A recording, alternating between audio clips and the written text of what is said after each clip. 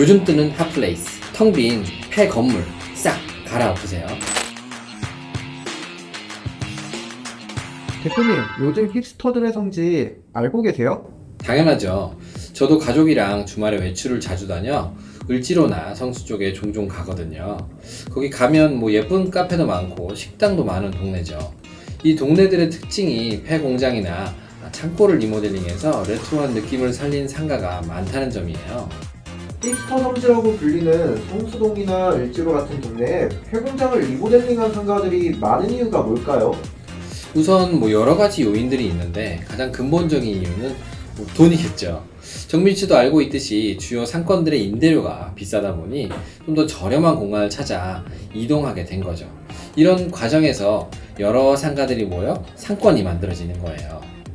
저렴한 공간 중 하나가 이렇게 폐공장이나 창고가 모여있던 지역이고, 이걸 리모델링해서 근생으로 용도를 변경해서 지금의 힙스터 성지가 탄생한 거예요. 현재는 힙스터 성지가 힙한 상권으로 발전해서 이전보다 임대료가 많이 증가해서 이제는 또 다른 상권으로 바뀔 수 있어요. 새롭게 뜨고 있는 상권 중에 하나가 힙당동이죠. 대표님, 폐공장이나 창고 리모델링에 주의할 점이 있을까요? 물론 뭐 중요한 게 워낙 많지만 해체 작업이 정말 중요해요. 기존 건물의 오래된 감성을 지키면서 해체 작업하는 게 디자인 포인트죠.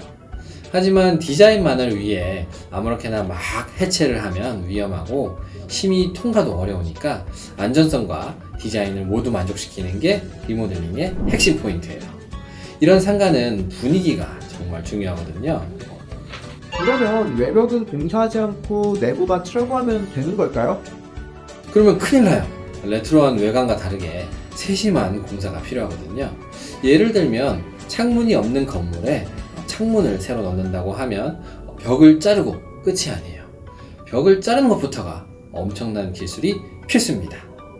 그리고 리모델링을 완료했다고 끝난 게 아니에요. 이러한 레트로 건물은 일반적인 건물과 다르게 좀 더 꼼꼼한 관리가 필요해요. 그러면 대표님이 보셨을 때 예쁜 리모델링 사례가 있을까요? 앞광고는 전혀 아니고요. 저희 경동하우징에서 진행한 건 아니지만 성수에서 예뻤던 건물은 한 두세 군데 정도 있는데, 제가 가장 기억에 남는 부분은 이제 성수연방과 공간 와디즈, 그리고 와인픽스가 있겠네요. 테토 성수도 마음에 들었어요. 저는 대림 창고만 떠올랐는데 대표님은 역시 건물들을 자세히 보고 다니시나봐요. 말씀해주신 건물들에 대해 좀 더 설명해 주실 수 있으신가요? 뭐 어렵진 않죠. 그러면 뭐 성수연방부터 설명해 드릴게요. 성수연방 같은 케이스는 여기 화면 보시는 것처럼 50년 된 화학 공장을 리모델링 했는데요. 붉은 벽돌로 성수동의 레트로한 감성을 한껏 살렸죠. 여기 화면에서 보이시죠? 특히 가운데 다리를 지나가면 펼쳐지는 중정이 있는데, 여기 화면에는 보이진 않지만 한번 가보시면 좋을 것 같고, 또 이어지는 루프탑 공간도 상당히 새롭더라고요.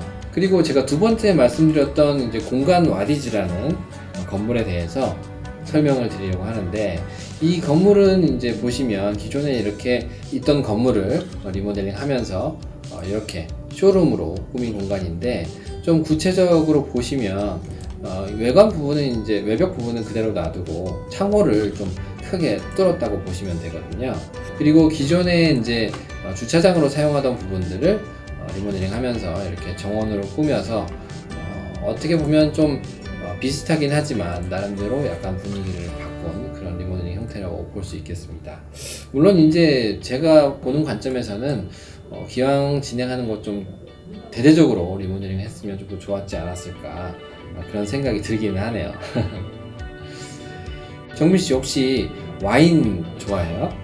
와인 쇼핑할 거면 여기 지금 설명드릴 이 건물도 한번 가보는 것도 좋을 것 같은데요. 이 건물 같은 경우에는 기존 건물을 기존 2층짜리 건물을 리모델링해서 지금 이렇게 바뀌었거든요. 좀 파격적이죠.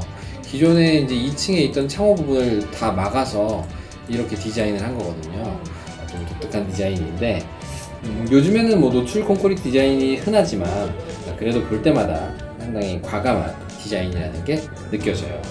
좀 더 욕심을 낸다면 옥상에 파라펫을 올리던가 뭐 루프탑 바를 만들던가 했으면 좋았을 것 같은데 뭐 나름대로 만들지 않은 이유가 있지 않았을까 싶어요. 그리고 이제 마지막으로는 테토 성수 건물에 대해서 설명을 드리려고 하는데요.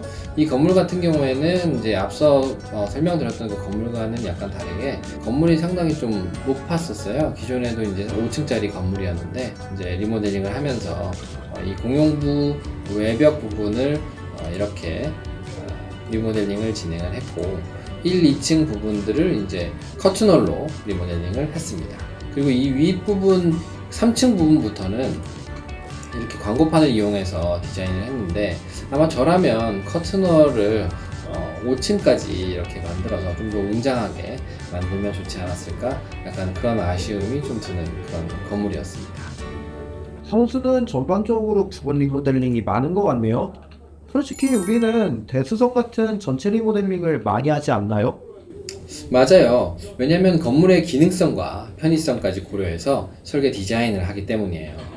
솔직히 부분적인 리모델링만 하면 금액적으로는 좀 저렴할 수 있지만 진정한 빌딩 가치 상승, 즉 미래의 임차나 시세 차익을 노리신다면 건물의 편의성과 기능성까지 꼭 잡으셔야 합니다.